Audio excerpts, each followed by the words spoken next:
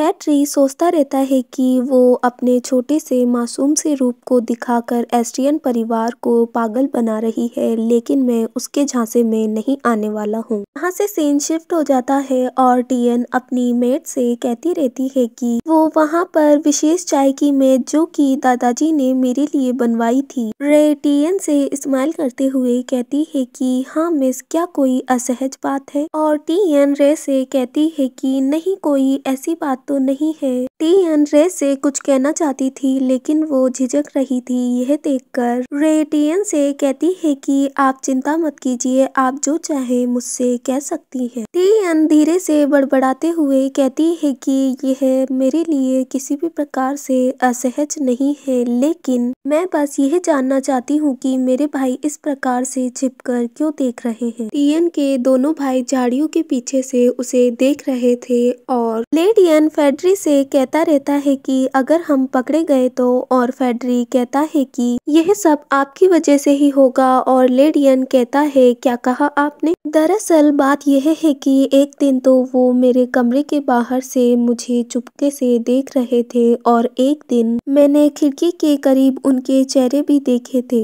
यह सुनकर रे सोचने लगती है कि क्या वह दूसरी मंजिल की खिड़की से भी उसे देख रहे थे और टियन कहती रहती है कि क्या मैंने कोई गलती की है? रे कहती है कि ऐसा बिल्कुल भी नहीं है, यंग मास्टर तो बस अपनी छोटी बहन से बहुत ज्यादा प्रेम करते हैं, इसीलिए वो आपकी चार्म से मोहित हो गए होंगे, लेकिन आपके पिताजी ने आपसे कहा है कि अभी आप उनके पास नहीं जाएंगी। टियन सोचती रहती है कि लेकिन जब मैं फेड्री ओपा से मिली थी तो मुझे उसकी नजरों में कुछ अलग ही दिखाई दे रहा था। यह उस वक्त की बात है जब वो पियानो रूम में था और टियन से हेलो कह रहा था। टियन सोचती रहती है कि उस वक्त उसे देखकर ऐसा लग रहा था जैसे वह मुझसे सावधान हो रहा हो। मुझे अच्छे से याद है कि जब हम पहली बार मिले थे तो वो बहुत ही ज्यादा दयालु लग रहे थे, लेकिन उस समय उनका रूप ऐसा लग रहा था जैसे कि वो मुझे बहुत ही अच्छी तरीके से जानते हो और मुझ पर शक कर रहे हो। रे टियन के लिए नाश्ता ले जाती रहती है कि अचानक से वहाँ एक रेड बालों वाली मेड आ जाती है और वो उससे कहती रहती है कि वो अभी अभी ही यहाँ आए हैं और रे कहती है क्या सच में वो अभी आ गए? लाल बालों वाली मेड टियन से कहती है कि मिस, हवेली में एक मेहमान आए हैं और उन्होंने कहा है कि वो आपसे मिलना चाहते हैं। यह सुनकर टियन आश्चर्य से कहती है मुझसे आखिर कौन मिलना चाहता है? मैं टियन से कहती है कि वह क्राउन प्रिंस इयान रोज है जो कि आपसे यहाँ मिलने के लिए आए हैं और यह सुनकर टियन खुश होती है और सोचती है प्रिंस इयान रोज, क्या वो सच में उससे मिलने आए हैं? रे टियन के बारे में चिंतित थी और वो टियन से कहती है कि अगर आपको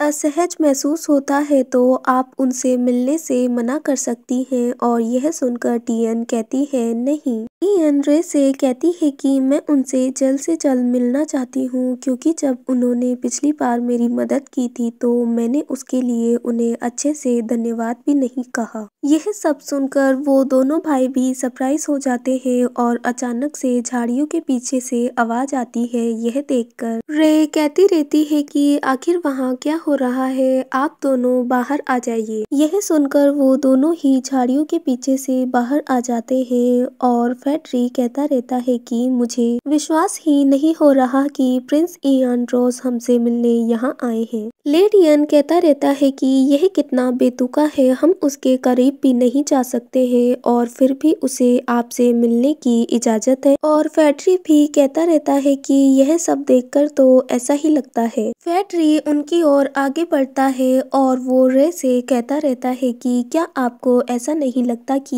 ये आदेश कुछ गलत है? और रे झिझकते हुए कहती है फेड्री, और अचानक से लेडियन भी कहने लगता है कि वह दुष्ट एक छोटी लड़की के साथ आखिर करना क्या चाहता है। यह सुनकर रे गुस्से में होती है लेकिन वो स्माइल करते हुए कहती है कि आपकी हिम्मत कैसे हुई योर हाइनेस क्राउन प्रिंस के बारे में इस तरह की दुष्ट बातें करने की। फेड्री टियन के पास जाता है और कहता है कि टियन अभी भी रॉयल पैलेस के मेहमानों की सेवा करने के लिए बहुत छोटी है, चाहे वह कितना भी बड़ा उपकार करता क्यों ना हो, आज ही उसे यहाँ से वापस भेज देना चाहिए। यह सुनकर टियन सरप्राइज हो जाती है और फैड्री कहता रहता है कि परिवार को मेहमानों से पहले आना चाहिए, है ना टियन? और टियन कहती है हाँ, आप ठीक कह रहे हैं। और अचानक से आवाज आती है, आखिर आपने मुझे बदमाश कैसे कहा? यह एक ऐसी बात है जो आपको मेरे बारे में कभी नहीं कहनी चाहिए थी। उसकी आवाज को सुनकर इयन समझ जाती है कि वो कौन है और वो सोचती रहती है कि कहीं यह आवाज इयान रोज की तो नहीं, और वो वहाँ आ भी जाते हैं और टियन सोचती है वो यहाँ आ भी गए। फैड्री इयान से कहता रहता है कि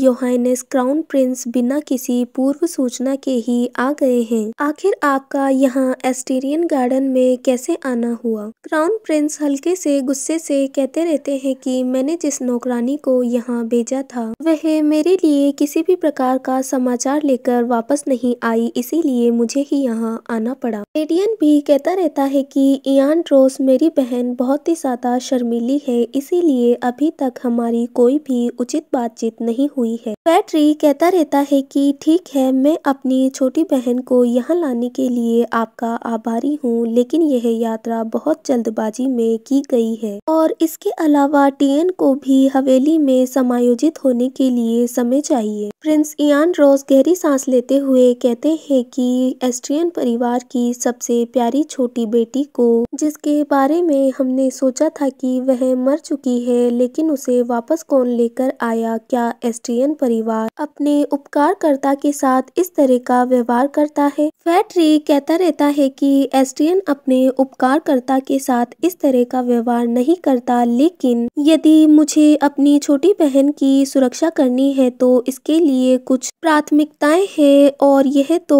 आप भी जानते ही हैं। फैड्री अपने आप को ऐसा व्यवहार करते देखकर सोचता रहता है कि एक मिनट में तो यह भी नहीं जानता कि क्या वह सचमुच में मेरी ही बहन है, तो फिर मैं इतना चिंतित क्यों हो रहा हूँ? नहीं, ऐसा बिल्कुल भी नहीं हो सकता। मुझे ऐसा लगता है कि वो अभी बहुत ज्यादा छोटी है, इसीलिए मैं उसे ऐसे किसी भी व्यक्ति के साथ अकेले नहीं छोड़ सकता हूँ। टियन फैड्री की ओर देखती है और उससे कहती है, मुझे माफ करना, लेकिन मैं सचमुच एंड्रोस के प्रति आभार व्यक्त करना चाहती हूँ। मैं उससे बस थोड़ी देर के लिए बात करना चाहती हूँ, क्या यह ठीक है? टियन यह सब कहते हुए बहुत ही ज्यादा क्यूट लग रही थी। यह देखकर वो दोनों भाई भी आश्चर्य में पड़ जाते हैं और लेडियन कहता रहता है कि खैर, अगर यह एक पल की ही बात है तो ठीक है। और फैड्री कहता है कि लेकिन फिर भी अकेले जाना खतरनाक है। इयान रोज आपके आकार से भी 2 गुना बड़ा शिकारी है। यह सुनकर इयान रोज को गुस्सा आ जाता है और वो अपने गुस्से को कंट्रोल करते हुए कहता है कि क्या आपको सच में ऐसा लगता है कि मैं उसे चोट पहुंचा सकता हूं? मैं तो बस उसे एक उपहार देने के लिए यहाँ आया था। अगर आप मेरे साथ एक वांछित अतिथि की तरह व्यवहार करेंगे तो यह एक समस्या हो जाएगी।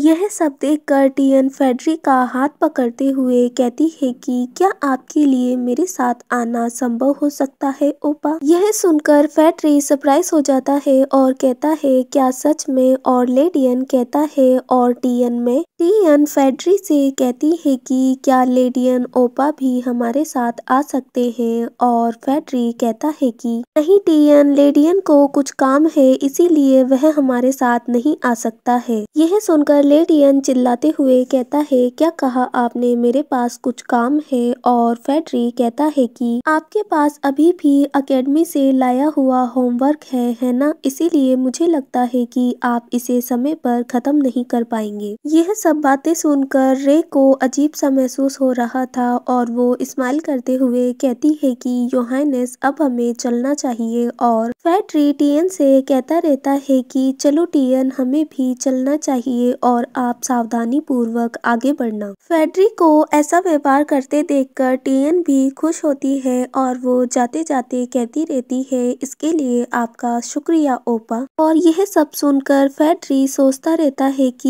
यह सब उसकी निगरानी के लिए है। ऐसा बिल्कुल भी नहीं है कि मैं इस बच्ची से प्यार करता हूँ और वयस्कों की तरह इस पर किसी भी प्रकार से शक नहीं करने वाला हूँ। फैड्री टियन से कहता रहता है कि क्या आपको अजीब सा लग रहा है? क्या आप चाहती हैं कि मैं आपका हाथ पकड़ूं या आपको किसी भी प्रकार से से ठंड लग रही है या आपको खाना खाना है? यह सब देखकर लेडियन सोचता रहता है कि उसे देखकर ऐसा लग रहा है जैसे कि वह पूरी तरीके से मोहित हो गया हो और वह उस पर पूरी तरीके से अपना लाड लड़ा रहा है ना? यहाँ से सीन शिफ्ट हो जाता है और वो लिविंग रूम में आ जाते हैं। क्राउन प्रिंस कहते रहते हैं कि टियन, इस बीच मुझे लगता है कि आप में काफी सुधार आया है और अब आपकी हेल्थ भी थोड़ी अच्छी हो गई है। और टियन कहती रहती है कि हाँ, यहाँ एस्ट्रियन में मेरे साथ अच्छा व्यवहार किया जाता है। इयान रोज स्माइल करते हुए कहता है कि मुझे यह सुनकर खुशी हुई कि आप अच्छा कर रही हैं। मुझे इस बात का दुख है कि मैं पिछली बार आपको अच्छी तरीके से अलविदा नहीं कह पाया था और इसके अलावा मैं आपके लिए गिफ्ट लेकर आया हूँ। वो अपनी फिंगर से चुटकी बजाते हैं और मेड्स वहाँ पर कई सारे गिफ्ट और ड्रेसेस लेकर आ जाती हैं। अचानक से इतने सारे सामानों को देखकर टियन सरप्राइज हो जाती है और वो सोचती रहती है कि यह सब क्या है, इतनी सारी ब्यूटीफुल ड्रेसेस। इन सब चीजों को देखकर फेडरिक कहता रहता है कि इन सब के लिए आपका धन्यवाद इयान रोज, लेकिन वह एस्ट्रियन में भी ऐसी पोशाकें प्राप्त कर सकती हैं, क्या आपको ऐसा नहीं लगता? इयान रोज कहता रहता है कि जब हम पहली बार मिले थे आपने फटे हुए कपड़े पहन रखे थे जो कि कपड़े जैसे भी नहीं लग रहे थे। इस पर विचार करने पर भी यह महसूस होता है कि क्या एस्ट्रियन को यह नहीं पता है? उन दोनों को इस तरह की बातें करते देखकर टियन सोचती रहती है कि मुझे ऐसा लगता है कि वो अंततः लड़ने लग जाएंगे, इसीलिए मुझे कुछ न कुछ तो करना चाहिए। टियन जल्द से वहाँ से उठती है और उन ड्रेसों की ओर चली जाती है। उन ड्रेसों को देखकर वो सोचती रहती है कि अब मुझे क्या करना चाहिए। टियन उनमें से एक पिंक कलर की ड्रेस को ले लेती है और उसे देखकर सोचती रहती है कि मुझे ऐसा लगता है कि यह सबसे सस्ता होगा। टियन उस ड्रेस को लेते हुए उस ओर देखती है और कहती है, प्रिंस इयान रोज, यहाँ बहुत सारी ड्रेसेस है, इसीलिए इनमें से मैं सिर्फ एक को ही स्वीकार कर सकती हूँ। इयान रोज स्माइल करते हुए कहता है कि तो आप जो कह रही हैं वो यह है कि आप यह चाहती है कि मैं सिर्फ आपके लिए एक ही ड्रेस लेकर आऊं। एस्ट्रियन परिवार की सबसे प्यारी छोटी बेटी के लिए एक ही गिफ्ट की जरूरत है। यह सुनकर टियन आश्चर्य से कहती है, क्या मेरे कहने का मतलब यह नहीं था? और प्रिंस इयान रोज कहते हैं कि अगर ऐसा नहीं है तो आपको यह सब स्वीकार करना चाहिए और इसके अलावा आपके भाई आपके लिए जितनी चाहे उतनी चीजें खरीद सकते हैं। और यह सुनकर फेडरिक गुस्से से सोचता रहता है कि आखिर वह कहना क्या चाहते हैं। और प्रिंस इयान रोज उदास सा चेहरा बनाते हुए कहते हैं कि लेकिन मुझे बुरा लग रहा है कि मैं आपके लिए सिर्फ एक ही खरीद सकता हूँ। और टियन सोचती रहती है कि यह उसके जन्म के बाद में पहला उपहार है जो उसे मिला है और इसके अलावा आपने मुझे बहुमूल्य उपहार दिया है जिसे हमेशा मैं जीवन भर अपने साथ रखूंगी। और फेडरिक टियन से कहता रहता है कि मुझे लगता है कि आपको इन सब चीजों की आदत डाल लेनी चाहिए क्योंकि अब और भी बहुत से लोग यहाँ आपसे मिलने के लिए आने वाले हैं। फेडरिक कहता रहता है कि एक बार जब आप सार्वजनिक रूप से एस्ट्रियन की सबसे छोटी बेटी के रूप में पहचानी जाएंगी तो जो लोग हमारे परिवार का अनुग्रह प्राप्त करना चाहते हैं वे सभी प्रकार के उपहार भेजना शुरू कर देंगे। कपड़े, आभूषण, यह सब बहुत होंगे। ईमानदारी से कहूँ तो यह ऐसी चीजें नहीं है जिसके बारे में आप खुद को अयोग्य समझे। यह सुनकर क्राउन प्रिंस कहते रहते हैं कि क्या आप मेरा मजाक उड़ा रहे हैं? यह शाही नाम से भेजा गया उपहार नहीं है बल्कि यह मेरी ओर से टियन के लिए एक उपहार है। और फेडरिक कहता रहता है कि मैं आपका मजाक नहीं उड़ा रहा हूँ, मेरे कहने का मतलब यह था कि चूंकि उपहार देने के लिए क्राउन प्रिंस स्वयं आए हैं इसीलिए मैं बस यह कहना चाहता हूँ कि उपहार थोड़ा निराशाजनक था। उन दोनों को देखकर ऐसा लग रहा था कि वो दोनों लड़ने वाले हों और उन्हें देखकर टियन कहती रहती है कि प्लीज आप दोनों लड़ाई मत कीजिए। क्राउन प्रिंस टियन को अपनी ओर लेते हुए कहते हैं कि मुझे उसे यहाँ से ले जाना चाहिए था था। मैं क्षण भर के लिए इस बात को भूल गया था कि आप दोनों भाइयों का उस पर बुरा प्रभाव पड़ सकता है। और फेड्री कहता रहता है कि क्या आप यह घोषणा कर रहे हैं कि आप एस्ट्रियन के सबसे युवा बेटी का अपहरण करने की सोच रहे हैं? और प्रिंस इयान रॉस स्माइल करते हुए कहते हैं कि इससे क्या फर्क पड़ता है, पितृत्व परीक्षण के नतीजे अभी तक नहीं आए हैं, है ना?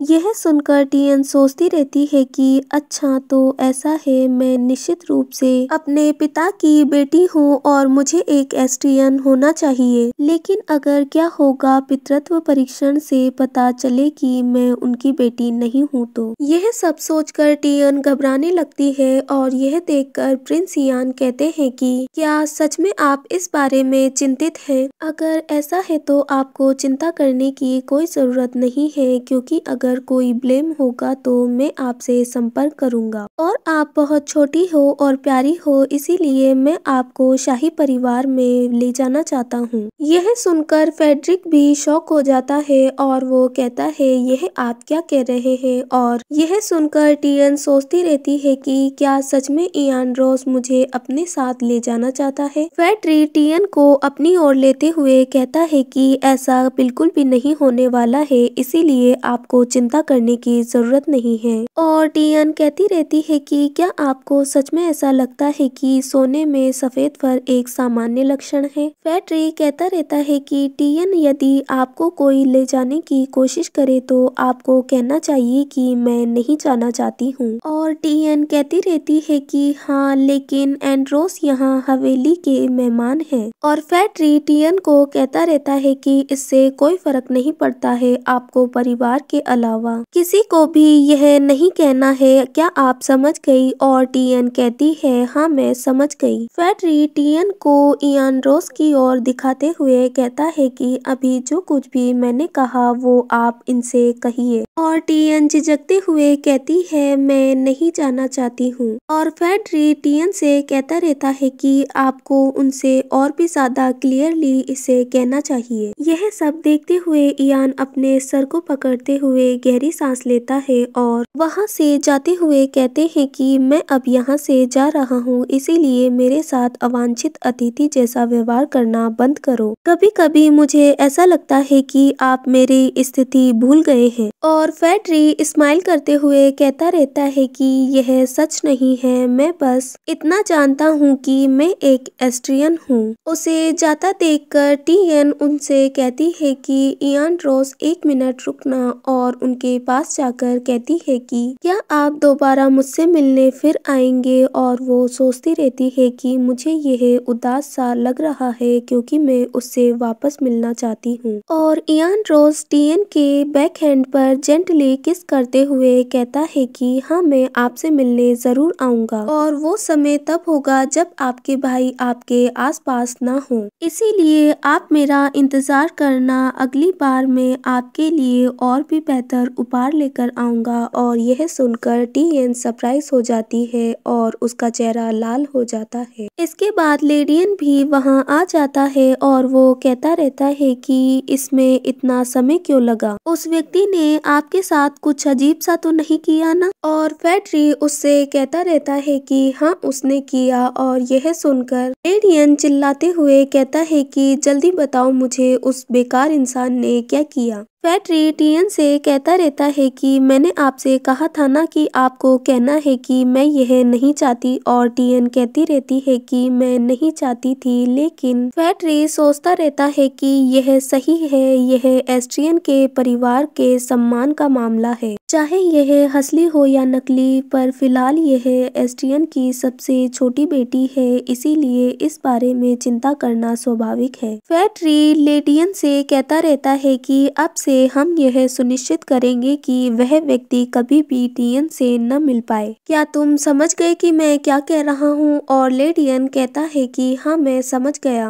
उन दोनों को देखकर ऐसा लग रहा था कि वो अब क्राउन प्रिंस को नहीं छोड़ने वाले हैं। और यह देखकर टियन सोचती रहती है कि लेकिन चाहे कुछ भी हो, मैं प्रिंस इयान रॉस से मिलना चाहती हूँ।